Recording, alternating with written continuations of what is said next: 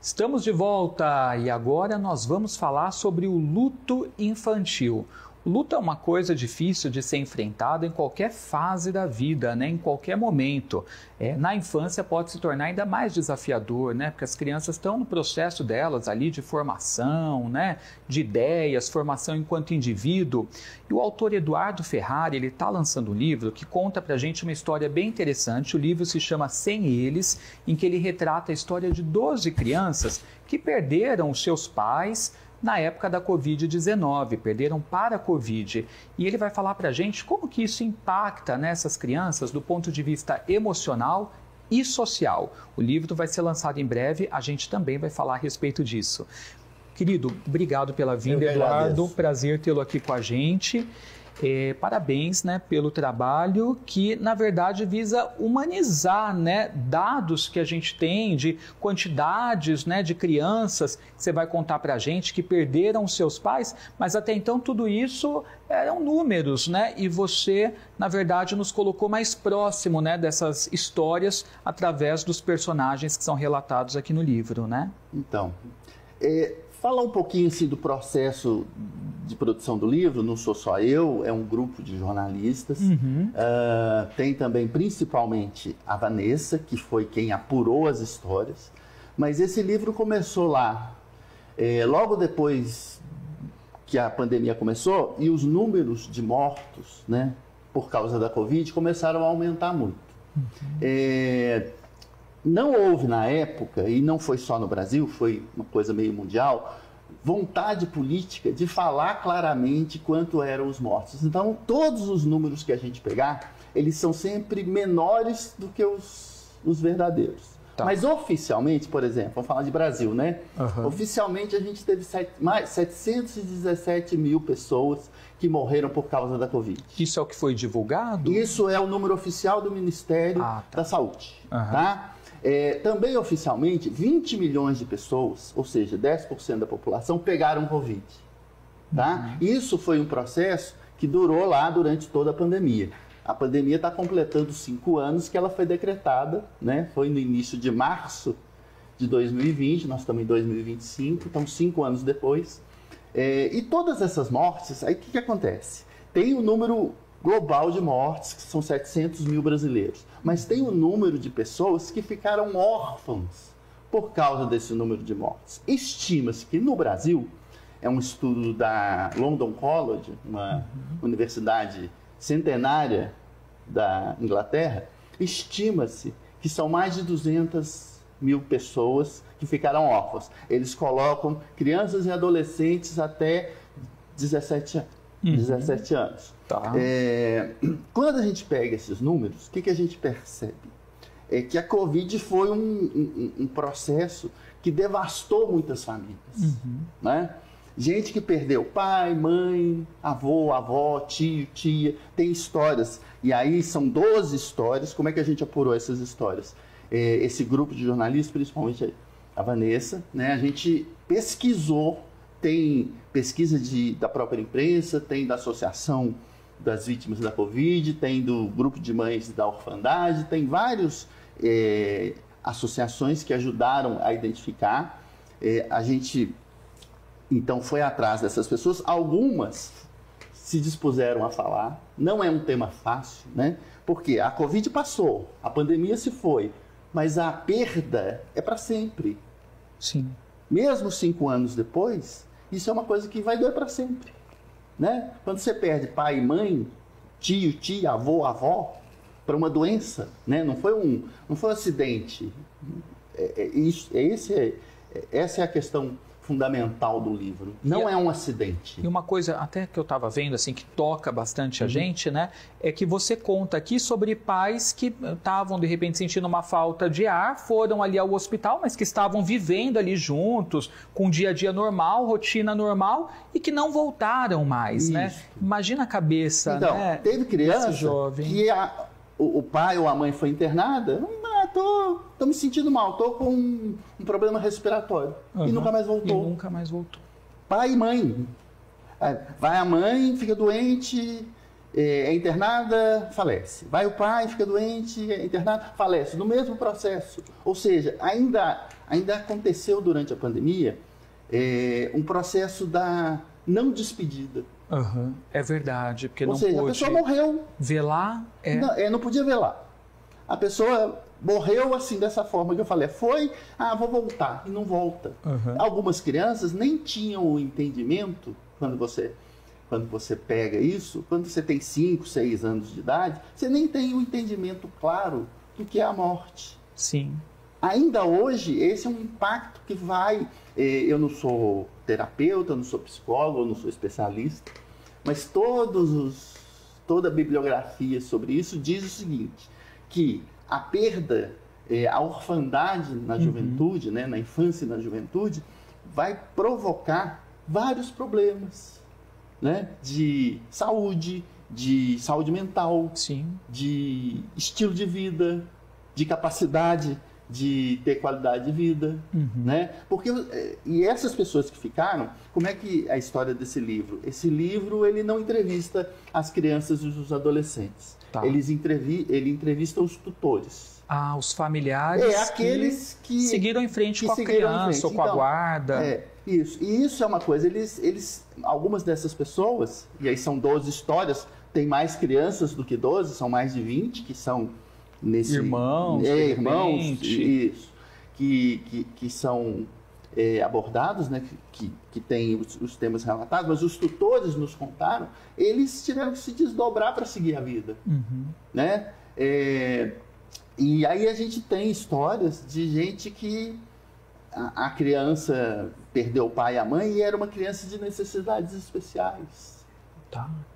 Né? Tem, por exemplo, essa história lá, e aí quem teve que assumir foi a avó, que nem tinha mais preparo para, Sim. mas que alguém tinha que assumir. Teve que encontrar uma força dentro dela para poder fazer isso. E isso é outro ponto. A sociedade brasileira acha que a pandemia passou, a vacina foi. Ainda há uma dívida social. As consequências estão aí. Estão aqui. Então, eu acho que quando a gente pega as histórias e a gente tenta dar a elas, tirar o número, né? Mas ao mesmo tempo contar como é que foi, é para humanizar isso, para a pessoa entender quão grande foi esse impacto. Não ser apenas um dado estatístico, mas ver a pessoa, a história que está ali por detrás, né? E como que isso impactou. Né? Até porque a gente sabe, né? Pai, mãe sempre representam uma segurança emocional, simbolicamente. Aí para uma criança de 6 anos, né, como você relatou, que mal sabe lidar com a morte, ainda não compreende o que é a morte, imagina uma perda dupla, por exemplo, pai e mãe junto, né? O impacto, o trauma que isso traz, né? Teve histórias, assim, perdeu pai, mãe, avô, avó, acabou ficando com a tia. Nossa. Desse nível. É claro que os números também são muito terríveis. Porque às vezes a gente pensa, é só 700 mil, é só 200 mil. 700 mil, você pega 22 Allianz Parque, lota ele de caixão, e aí você vai ter ideia do que representa. Da quantidade. Põe 22 estádios de futebol, um do lado do outro, põe em cada cadeira que você achar uma urna mortuária com alguém, aí você, então é isso tudo. Né? Porque a gente às vezes também acha, o número é frio. Não, pega a proporção e começa a entender o que aconteceu. Né? No mundo, foram 20 milhões de mortos. O Brasil é o terceiro país que mais teve morte. A vacinação aqui começou atrasada. Né? E não existe, né, um trabalho de suporte emocional para essas crianças, nada que é feito, né, em prol deles. Né? Aí a gente tem que ter clareza em relação ao Brasil. O Brasil é um país de deficiências. Sim, diversas. Né? Esse é só mais um item dos problemas que o Brasil enfrenta quando a gente fala de dívida social. E a gente acha, e aí tem vários discursos, né? Mas a gente achar que isso não me cabe, a família que se vire. Não, isso vai gerar impacto social. Sim, sobre todos nós, a comunidade. As pessoas, na escola, na comunidade, na violência pública, em tudo. Então, esse é um fator, e aí é um dos objetivos do livro, dar luz a isso. É só uma lanterninha, sabe? É só um fachozinho mostrando um flashzinho do que foi, porque a gente pega 12 histórias. Foram no mínimo 200 mil, mas a gente pega 12, para poder mostrar que esse impacto foi grande, foi relevante, que ele ainda existe. Exatamente. É porque o tempo inteiro a gente assiste os jornais, tem coisas acontecendo, uma em seguida da outra, guerras, problemas diversos que a gente enfrenta, e aí às vezes a gente acaba deixando para trás determinadas coisas vividas como se isso já tivesse sido resolvido e fizesse parte do passado, né? E daí a atenção se vai ao que está acontecendo no Oriente Médio, ao que está acontecendo na Ucrânia, ao que está acontecendo na economia, mas não, a gente tem os reflexos disso ainda hoje e que vão impactar uma série de coisas, como você colocou, na nossa sociedade. O que eu posso dizer em relação a isso, ouvindo especialistas, de novo, não sou especialista, foi só a ideia do livro. Tem até a história interessante, é que quando a pandemia começou a crescer, e aí aquele número, 500 mil de mortos, eu num grupo de jornalistas, a gente falou assim, nossa, como é que vai ser viver sem eles? Aí ficou impossível mudar o nome do livro. Ah, foi daí que veio o nome. Foi daí que veio o nome. Né? Como é que vai ser viver sem eles? Né? Para as pessoas que ficam. Sim. A gente não está nem falando só de pai, mãe, não. A gente está falando... no fim das contas, quase todo mundo conhece alguém que faleceu na pandemia por causa da Covid. É verdade. E aí, esse impacto, né, de como que era a vida depois da Covid, ele continua. A gente acha que não, mas para quem perdeu alguém... É para o resto da vida. Exatamente. É para sempre. A pessoa é um esforço gigante que ela vai ter que fazer. Eu era adolescente quando aconteceu. Hoje eu já sou adulto. Ainda assim, o impacto da perda... Ele continua. Então, é uma coisa que a gente queria mostrar, a gente queria dar luz a isso, para que essas histórias, e aí a gente agradece muito às famílias... Por terem compartilhado. Elas, é difícil falar da perda, mas ao mesmo tempo elas queriam ser ouvidas. Eu imagino que tenha histórias de superação também grandiosas. Para mim, todas as histórias são de superação. Todas, porque as pessoas tiveram que reconstruir o jeito de viver. Quando você perde o tutor principal, o pai ou a mãe, e aí vai para o avô, vai para a tia, ou vai para outra pessoa... Você tem que reconstruir a vida. A sua vida daquele jeito não existe mais. Né? Então, todas as histórias que estão aí, e como eu digo, ela é só um pedacinho. Né? Eu imagino também que até vocês, no processo de ouvir essas histórias, tenham se emocionado, porque o nosso lado humano não tem como, Não tem. A Vanessa, que foi quem mais conversou com... E aí eu agradeço muito a ela por ter... Eu fiz o convite para ela participar do livro e por ela... Vanessa Celicani. Isso, a Vanessa Celicani. Ela... à medida que o livro ia evoluindo, era perceptível que a gente era impactado, né? Por vários motivos. Eu acho assim, eu fui uma pessoa que teve Covid, no auge da Covid, toda a minha família pegou. Eu sintomas leves ou difíceis? Mas eu fui muito ruim, muito. A Covid em mim foi um impacto, assim, eu não fui porque não era a minha hora, tá? E aí, quando ainda não tinha vacina. Quando vacinou, eu tive de novo, eu não tive nada. É a prova de que a vacina funciona. Sim. Então, eu já era impactado pela percepção do que a Covid representa. Porque todo mundo, a Covid não é nada. Não, é verdade, a Covid é muito grave, né? E pós-vacina, quando eu tive 2 vezes, eu descobri por um acaso, na segunda vez, que eu já não tinha aqueles sintomas. Eu já estava na 4ª vacina. Então, impactava 2 vezes. Primeiro, porque a gente viveu aquele momento. Isso é uma marca geracional. É verdade. Quem está vivo aqui hoje, e tem mais de 5 anos, né, viveu a pandemia.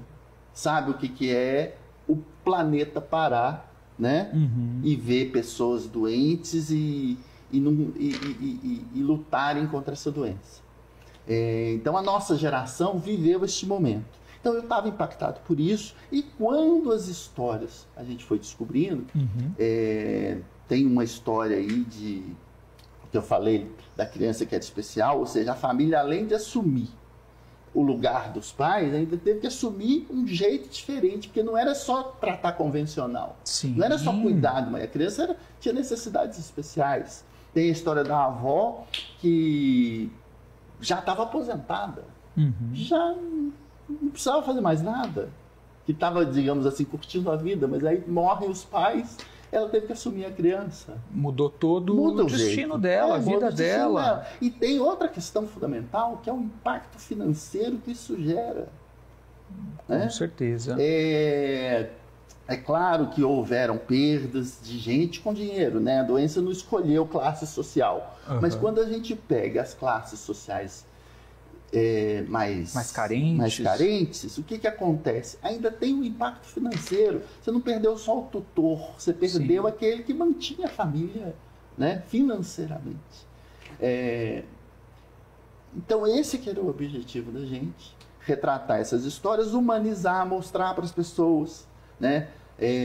Mesmo tantos anos depois, isso é uma coisa, essa dívida social existe. Ela continua. Ela continua. E os governos fizeram questão, e eu não estou entrando em juízo de valor de qual lado político né? Os governos fizeram questão de amenizar sempre, de diminuir os números, de, ao acabar a pandemia, eu dei a vacina, está resolvido. E não é. E não é isso que todos os especialistas dizem, né? As crianças, os adolescentes vão carregar isso para sempre. As famílias, os adultos que assumiram vão carregar esse peso para sempre.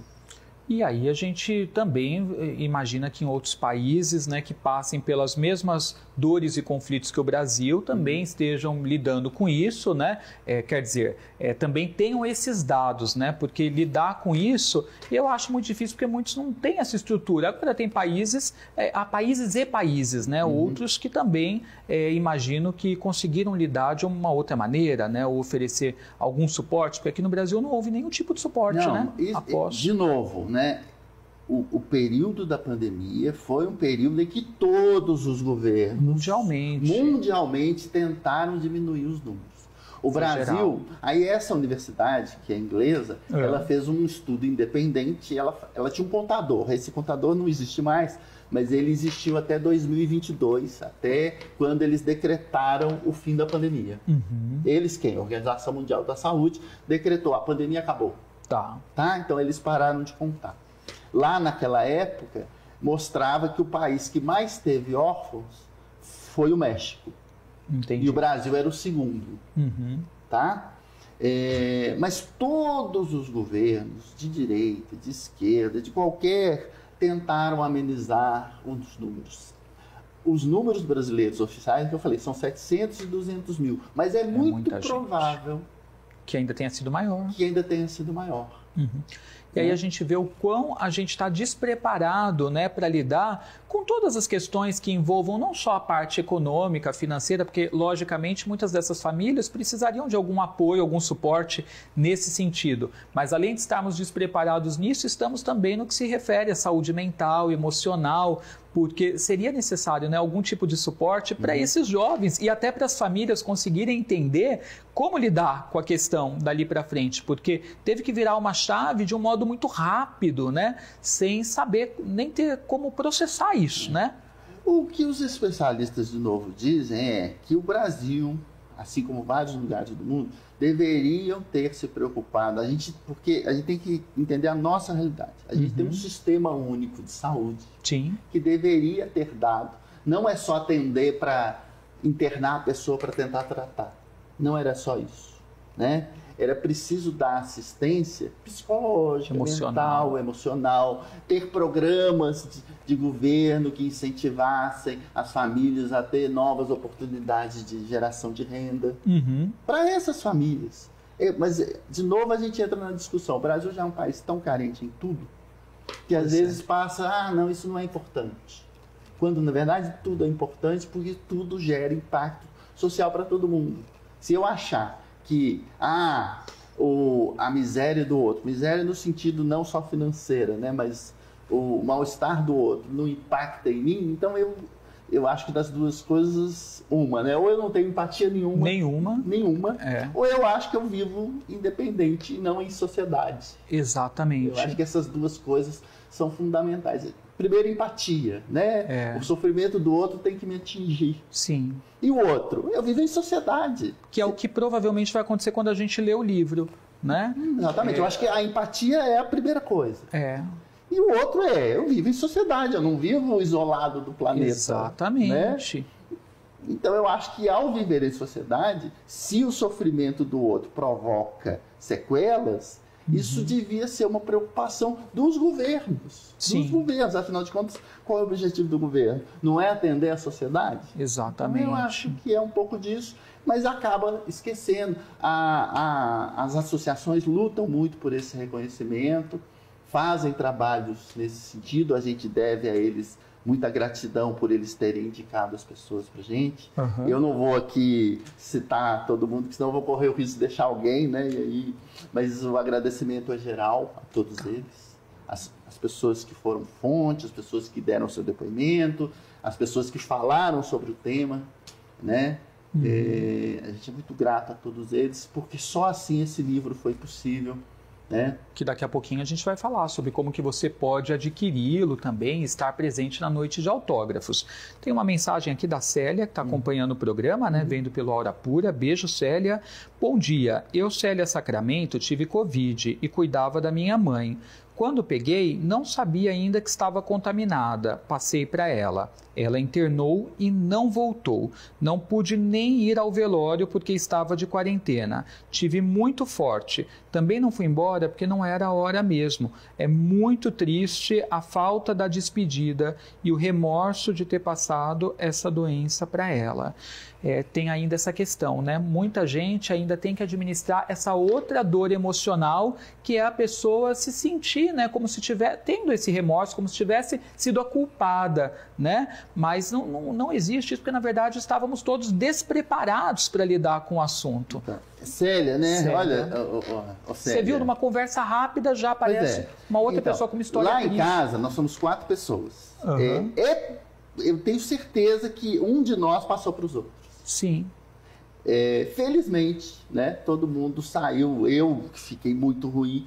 Todo mundo saiu ileso disso, mas eu tenho conhecidos, né? Eu tive alguns conhecidos que faleceram. Eu acho que a gente não pode considerar, eu passei para a pessoa. Não, foi uma pandemia. Estava além da nossa possibilidade. A gente não tinha domínio nenhum sobre o assunto e nem informação. Eu acho que no início, então, é isso. A gente vive aquilo que eu disse, a gente vive em sociedade, a gente não é isolado, né? Eu acho isso, assim, não existe a culpa, eu passei. Não, o planeta passou. Exatamente. Entendeu? Eu acho que é isso, o impacto de você perder um ente querido, sua mãe, né? Perder sua mãe não tem definição. É para sempre. É para sempre. Mas ela não precisa, eu acho, né, minha opinião, não se deve culpar, porque era o planeta e a vacinação demorou. A vacinação poderia ter salvado muita gente. Entendeu? Eu sou um exemplo, né? Quando sem vacinação, eu fiquei muito ruim, quase fui. Vacinado, não tive nada. Sim. Não tive nada. Eu tive, assim, mal-estar e vida que segue. Mas suave, né? Minimizado. Como se eu tivesse... Gente, eu vou soltar a capa do livro para vocês verem, do Sem Eles. É uma obra aí, né, interessantíssima do Eduardo Ferrari e também da Vanessa Celicani. As ilustrações são do Clovis Stocker, tá? É o convite do lançamento que nós temos aqui, que vai ser dia 31 de março. 31 de março, uma segunda-feira. Da Vila, no Shopping JK. Eu e Vanessa vamos estar lá, recebendo as pessoas, falando da obra. Essa obra, é importante dizer que ela é uma obra que ela foi custeada com recursos da Lei Federal de Incentivo à Cultura, né? Através do Ministério da Cultura e da Companhia Energética de Minas Gerais, que topou apoiar a obra.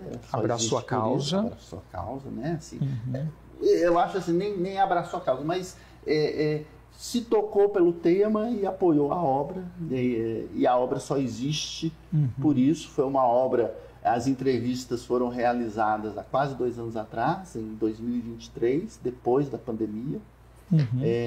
Foi um ano de trabalho para apurar essas histórias, para escrever, para fazer as ilustrações. Já está lançado ou é a partir da noite de autógrafos? Não, o livro já está disponível no mercado. Ah, legal. Se você pesquisar na internet, você vai achar em todas as livrarias. Tá.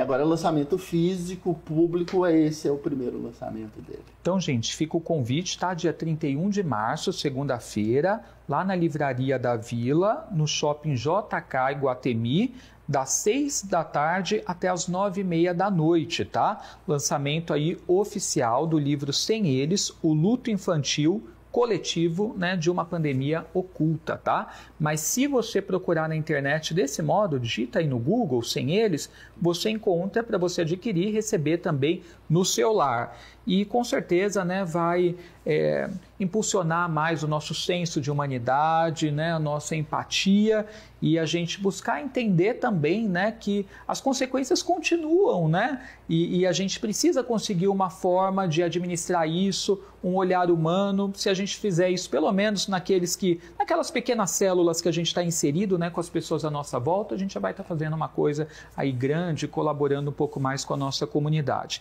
E você, Eduardo, também, parabéns por essa obra muito legal, né, e por ter colocado esse olhar, né, numa situação que ela continua, as consequências continuam e a gente, na verdade, está sempre olhando, né, o próximo problema, o próximo assunto, a gente se desconecta, né, a gente vive no automático em relação a isso e se desconecta, né, mas a consequência está aí, viu? E parabéns a Vanessa Celicani também e todos os envolvidos. Obrigado pela vinda, viu? Eu que agradeço a oportunidade, né? E é isso. É um pedacinho da história, fica o convite para conversar mais com a gente lá, né? Vamos seguir nas redes sociais também, né? O Instagram dele, gente, jornalista e escritor, é o @EduardoFerrari_. Tá aparecendo aí na tela para vocês, ó, só seguir lá, Eduardo Ferrari _. Obrigado, viu, Eduardo, obrigado pela você. Vinda, sucesso para você. Obrigado pelo convite, obrigado pela oportunidade de falar do trabalho. Imagina, a gente que fica feliz aqui de te receber. Galera, intervalo é bem rapidinho e a gente já volta com o professor Nagai e com a Priscila Fernanda para o nosso momento de alfa terapia. Não sai daí.